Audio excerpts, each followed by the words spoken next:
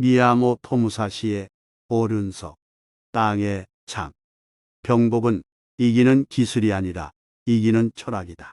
중국과 일본에서는 예로부터 병법의 도를 터득한 사람을 일컬어 병법자라고 불렀다. 그런데 오늘날 스스로 병법자라고 칭하며 사람들을 현혹시키는 자들이 있다.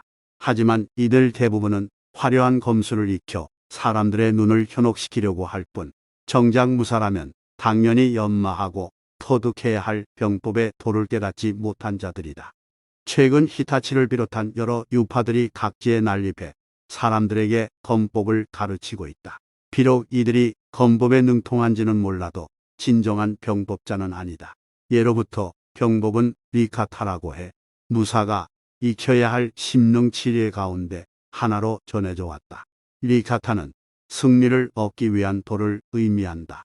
따라서 병법을 단순히 싸움에 지중하는 검술로 국한짓는 것은 바람직하지 못하다.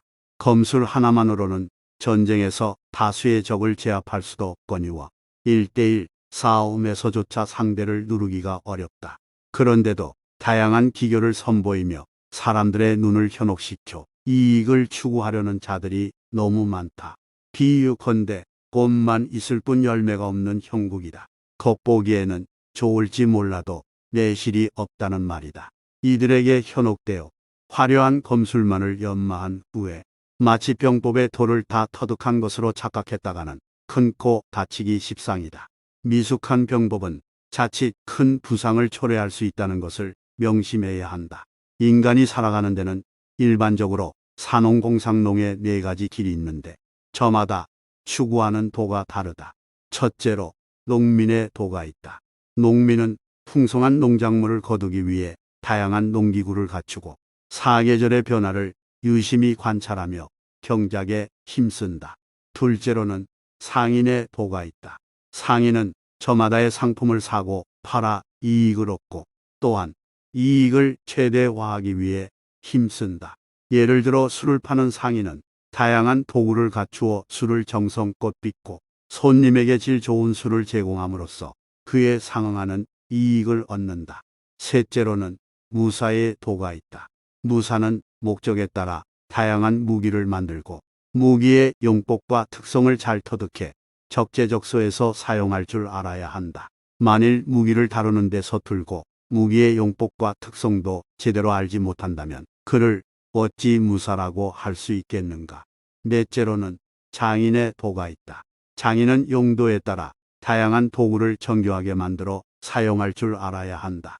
도면을 정확하게 그릴 수 있어야 하며 도구를 능숙하게 사용할 줄 알아야 한다. 조금 더 이해하기 쉽도록 병법의 도를 목수의 도에 비유해서 설명해 보겠다. 굳이 목수의 도에 비유하는 까닭은 둘 다 직과 관련이 있기 때문이다.